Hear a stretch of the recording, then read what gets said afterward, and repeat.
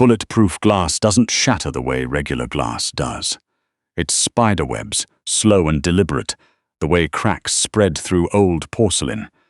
And Nola Brent registered that observation with a strange clinical clarity in the half-second before the dining room of the Meridian Club descended into absolute chaos. But 11 minutes earlier, her only concern was whether the guests could tell she hadn't slept in 2 days. The Meridian Club occupied the entire 42nd floor of the Aldrin Tower, and it did not appear in any restaurant guide or city directory.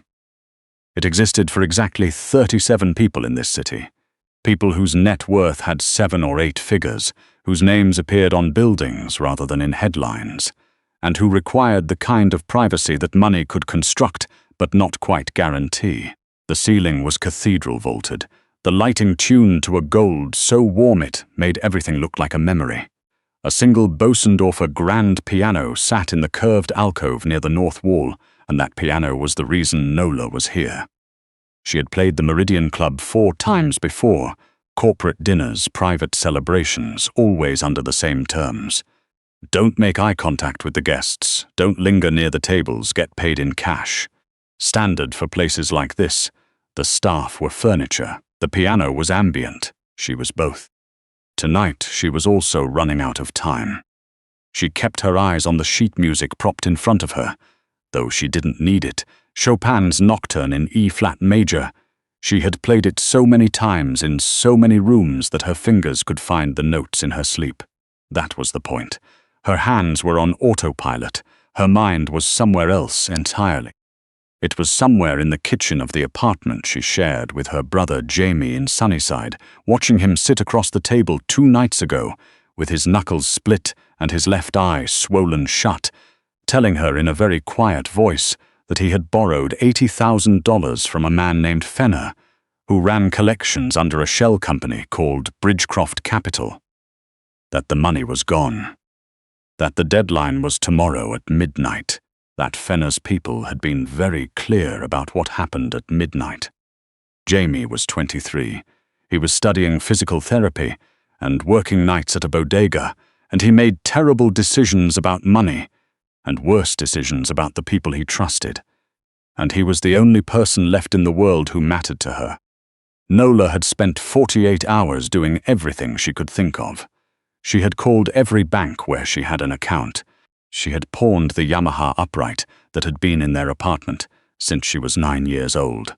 She had contacted 3 former professors from the Wharton accounting program she'd dropped out of 6 years ago, asking with as much dignity as she could manage whether any of them knew someone who needed off-the-books bookkeeping done quickly. Dead ends, everyone. And then, 3 hours ago, she had opened the event brief for tonight's dinner and seen a name in the guest list that made her hands go cold. Caspian Drell. She hadn't been entirely certain at first. These lists used initials and partial names, as they always did, but the seating chart confirmed it. Table 1, head chair. 6 personal security personnel stationed around the room's perimeter, 2 more outside the service elevator. She'd counted them when she arrived. Anyone who worked in the financial district long enough learned Caspian Drell's name the way they learned to read weather systems, as something that existed at a distance, vast and impersonal and capable of tremendous damage. He was 41, and controlled the flow of untaxed money through roughly a third of the city's commercial real estate, import logistics, and municipal contracting. He did not, as far as anyone could prove, directly harm people. He employed others for that. His man in the room tonight was Emery Gault, lean, pale, a face like a mid-level bureaucrat's and eyes that swept the room every 45 seconds with the mechanical regularity of a security camera. What most people in this room did not know was that Fenner worked for Drell's organization. Nola knew it because she had spent 3 weeks trying to hack into Bridgecroft Capital's financial records and found 4 subsidiaries, deep before the encryption stopped her.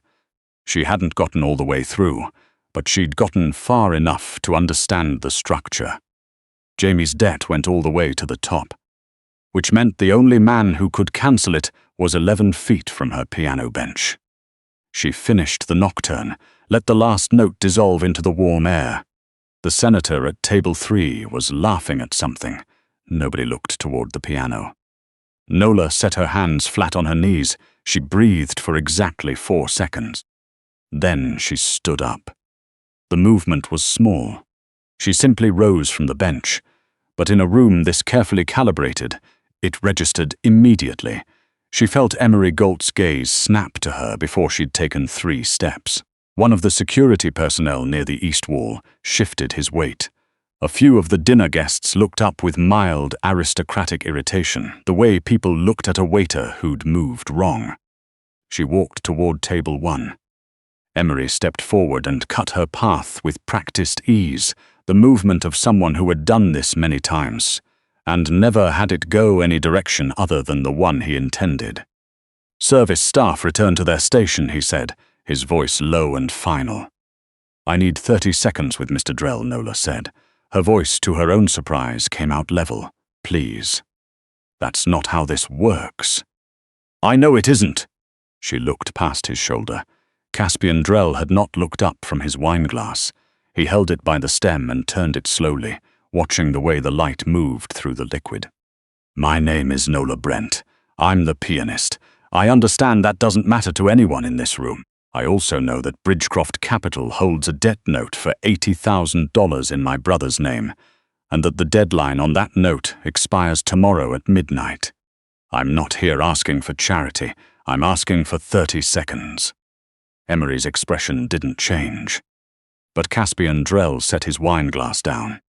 He didn't turn around immediately. He said, to no one in particular, "Let her through." Emery stepped aside. The temperature in the room felt like it dropped 4 degrees. Drell looked different up close.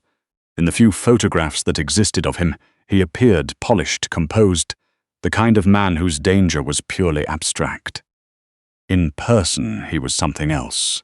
Broad through the shoulders, with a face that had probably been conventionally handsome once and had since settled into something more unsettling, all angles and patience, dark eyes that didn't warm or cool when they landed on her, only calculated. He gestured to the empty chair across from him. His dinner companion had quietly disappeared. Nola didn't sit. She stood behind the chair with her hands on its back, because if she sat down, she wasn't sure her legs would hold her up again. "You have until the appetizers are cleared," Drell said. His voice was quiet and without inflection. "Talk." "I'm not here to beg," she said. "I'm here to make a trade."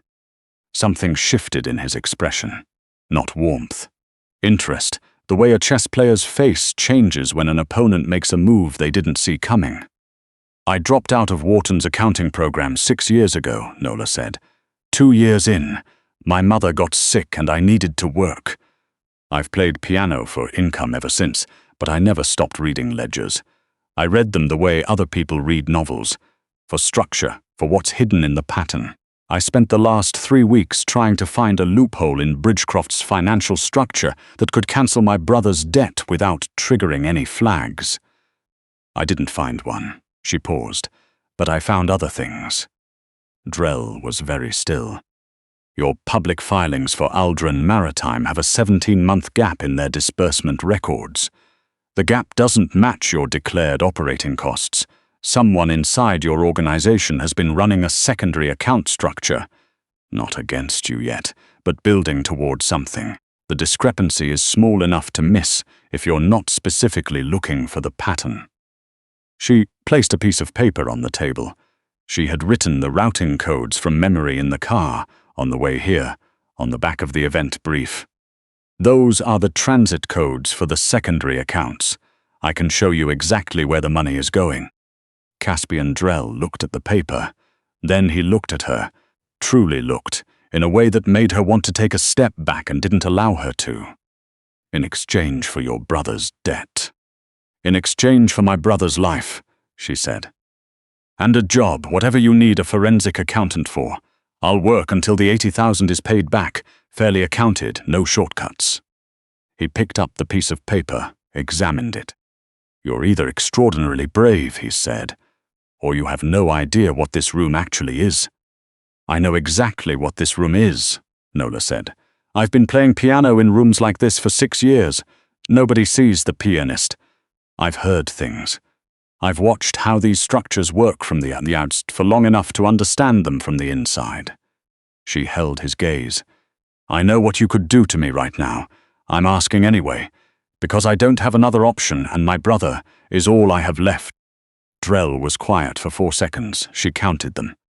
Then he opened his mouth to respond, and the window behind him exploded. It didn't shatter. It spiderwebbed, the impact point spreading outward through the reinforced glass in a slow white star. And Nola's mind processed bulletproof before it processed anything else, and then she was moving without thought, lunging around the chair and grabbing Drell's arm and pulling him sideways with everything she had. He was 200 pounds, and she was not, but surprise worked in her favor, and they both went sideways off the chair as a second round punched through the weakened glass and took out the center of the leather seat, back exactly where his spine had been a half-second earlier. The dining room came apart. Women screamed. The senator overturned his chair. Emery Galt was already moving, weapon drawn, shouting commands at the security personnel, and from somewhere near the service corridor came the flat mechanical sound of suppressed automatic fire. Fast, professional, deliberate. Drell rolled to his feet with a speed that didn't fit his age or his tailored suit, one hand catching her elbow and pulling her upright. His other hand had produced a gun from somewhere inside his jacket. His eyes swept the room, cataloguing, calculating. How many exits on this floor, he said. 4, she said, and her voice was shaking now, adrenaline breaking through the surface she'd maintained for 11 minutes. Service stairs behind the kitchen, freight elevator, main elevator bank, and a utility shaft that drops to 39. But the utility shaft requires a key I don't have. Kitchen. East wall, through the double doors, past the... Move. They moved. Emery and 2 security personnel flanked them as they cut through the dining room. Overturned chairs, shattered glass, a dessert cart on its side, bleeding chocolate across white marble. Nola kept her head low and her feet moving and focused on the swinging double doors ahead. The kitchen was controlled chaos. The catering staff had flattened against the walls when the shooting started. Someone had pulled the fire alarm and the strobes were going, painting everything in sharp-edged white flashes. Nola didn't slow down. She had played this venue 4 times. She knew the kitchen the way she knew a score she'd performed often. From memory, from repetition, from the particular attention you paid to spaces you navigated without looking. Left at the prep station, she said, raising her voice over the alarm. Past the walk-in freezer, service corridor, it runs to the freight elevator. The shaft drops to the loading dock on 40. Drell didn't question it. He stayed 1 step behind her and to her left, his presence at her shoulder something she felt more than saw. Behind them the kitchen doors banged open. Emery's men exchanged fire with someone. She didn't look back, she ran. The service corridor was narrow and badly lit, concrete walls, industrial pipes running overhead. Her shoes were the wrong kind for running, low heels, and she stripped one off and then the other without stopping, hitting the freight elevator button with her palm and spinning to watch the corridor behind her. Drell arrived 10 seconds later, alone except for 1 security man. The other 2 had stayed back. He hit the elevator button again, unnecessary, and glanced at her bare feet on the concrete without comment. The doors opened. They got in. The security man hit the button for the loading dock level. The doors slid closed, and the gunfire above them became muffled, and then, as the elevator descended, inaudible. The silence was enormous. Nola leaned against the metal wall. Her hands were shaking badly. She pressed them flat against her thighs and made herself breathe. Drell was watching her. "You're not going to pass out," he said. "Not a question." "I'm not planning to," she said. He looked at her another moment, then looked at the elevator door. Something moved behind his expression, the controlled stillness of someone running rapid calculations. "The window was reinforced," he said, Standard ballistic rating for this building is level 3. That shot required level 5 minimum. My team swept this building 4 hours ago, which means someone with inside access cleared the shooter's entry point. Nola's mind caught on something. She didn't pull at it yet. The loading dock smelled of diesel and cold concrete. A black armored SUV sat idling near the exit ramp. The driver's door was open. The driver was slumped sideways in the seat, not moving. Drell checked the man's pulse with 2 fingers, stepped back. Unconscious.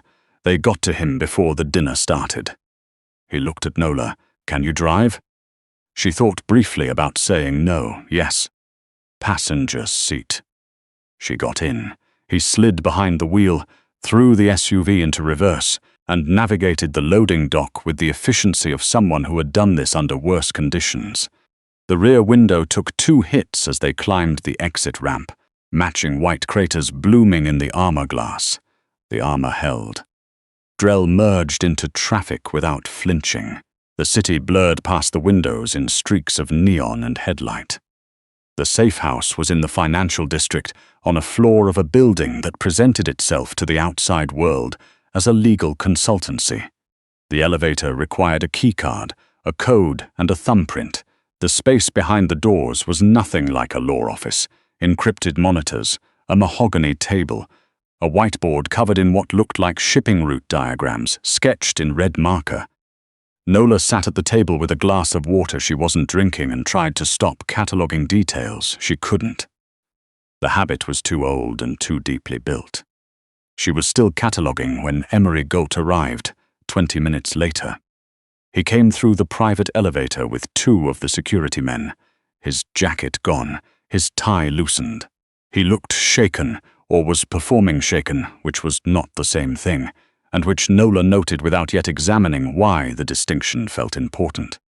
They hit the Bellport warehouse at the same time as the Meridian, Emery said. He was addressing Drell, who stood with his back to the room, studying a city map on the largest monitor. Coordinated strike. Caruso family, they've been building toward this for months. We need to mobilize tonight. Hit back before they have time to regroup. Nola set her water glass down quietly. She was watching Emery. The way he held his shoulders. Slightly too controlled, the careful management of a body that wanted to do something different than it was doing. She had seen that specific quality of stillness before in boardrooms, on people who were waiting out a conversation they already knew the ending to. She was also looking at the tablet on the table in front of her. Emery had used it to pull up something when he came in, then set it down without closing the session when Drell moved to the map.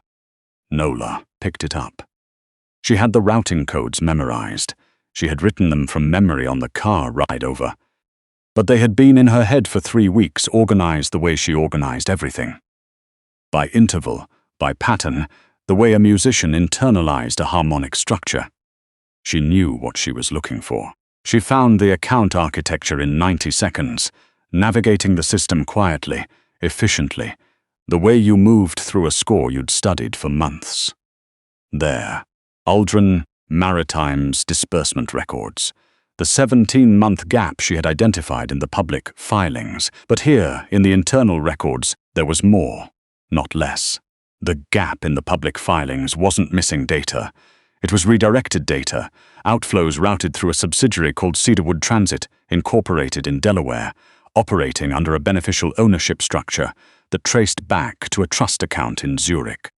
She had not gotten this far in her prior research. She had only seen the shadow of it from the outside. She opened the beneficial ownership documentation. The trust's registered agent was a firm she didn't recognize, but the signatory on the trust establishment paperwork matched a digital signature she had encountered before, attached to an internal Bridgecroft memo that had appeared in a cached public filing 3 weeks ago, when she'd been searching for anything that might help Jamie. It was not Caspian Drell's signature. She looked up at Emery Golt, who was still talking, still performing urgency about the Caruso family and the need to mobilize and the coordinated nature of the strike. "He's lying," Nola said. The room went silent. Emery turned to look at her. The performance left his face with a speed that was almost startling, like watching a mask come off in one clean motion. What was underneath was cold and very flat. "You should think carefully," he said, "about what you say next." "He's not only lying about the Caruso family," Nola said. She kept her voice even. She placed the tablet on the table and turned the screen toward Drell. "Emery Galt has been redirecting funds from Aldrin Maritime for at least 2 years. The money flows through a subsidiary called Cedarwood Transit into a trust in Zurich. The signatory on the trust documents matches a signature I found in a cached Bridgecroft filing, which means Emery built a parallel financial structure inside your organization that you don't know about." She pointed to the disbursement summary. "That's $11 million over 26 months, and the shooter tonight entered through the kitchen service corridor. That entrance requires a Level 4 access credential to generate. Emery Galt generates those credentials." The silence that followed lasted exactly 2 seconds. Emery moved for his jacket. Caspian Drell moved faster. Faster than seemed possible for a man his size. Faster than anything Nola had prepared herself to see, and then his weapon was out, and the sound of the hammer was very loud in the quiet room. Emery went still. Drell walked toward him slowly. He did not look at Nola. His face was completely controlled, no rage, no visible betrayal, only a focused and terrible calm. 11 million, he said very quietly. "Caspian. And my position at the table tonight. You filed the seating arrangements. You knew exactly where I'd be sitting when the shot came through the window." Emery's jaw tightened. Drell's voice dropped into something almost conversational. 30 years, Emery. I've known you for 30 years. "It was business," Emery said. "It was always going to come to this, you know that." "Yes," Drell said, "I suppose it was." The shot was brief and final. Nola had pressed herself against the far wall without knowing she'd moved. Her hand was over her mouth. She was breathing, forcing herself to breathe, but the floor felt uncertain beneath her bare feet, and she was aware, with sudden acute precision, that she was standing in a room where a man had just been killed, and that she had been the instrument of it. She expected Drell to look at her the way people looked at loose ends. He didn't. He set the weapon on the table and turned toward her. He crossed the room, and she held her ground because there was nothing else to do. He stopped 3 feet away and looked at her. At the ash smudge on her cheek she hadn't noticed was there, at her bare feet on the hardwood, at the thin, determined line she was holding herself together by. "Your brother," he said. "My brother," she agreed. Her voice was very small. "The debt is cancelled. I'll send someone for the note tonight. He won't hear from Fenner again or anyone connected to Fenner." A pause. "He should stop gambling." "I know," she said. "He knows." Drell was quiet. He studied her with the same precise attention he'd turned on her at the dinner table. Not hostile, not warm, only accurate. "You walked into the Meridian tonight knowing what I was," he said. "Not what you imagined I might be, what you actually knew." "Yes." "And you still came to the table." "I didn't have another option." "You did," he said. "You could have gone home. Most people choose that eventually, even people who love the person they're trying to save. You didn't." She didn't answer that, because the honest answer was simple, and he already knew it. Going home had never been a real option. She had understood that the moment she rose from the piano bench. Some people were built for retreat, and she had never quite been one of them, and she had spent her whole life paying the cost of that, and she wasn't done paying it yet. Drell picked up the tablet from the table. He looked at the account architecture she had mapped from memory in 90 seconds. The subsidiary structure, the Zurich Trust, the redirected disbursements laid out with clean, annotated clarity. "You said you read financial structures the way other people read music," he said. "That's accurate." "Then I have a proposal." He set the tablet down. "I need someone who sees what I can't see. Someone who won't be bought, because they understand precisely what being bought costs." Someone who can walk into a room full of people with everything to hide and find the one thing they're hiding. He looked at her steadily. I don't need a pianist, Miss Brent. I need that. Outside, the city was a grid of lights stretched below them, enormous and indifferent.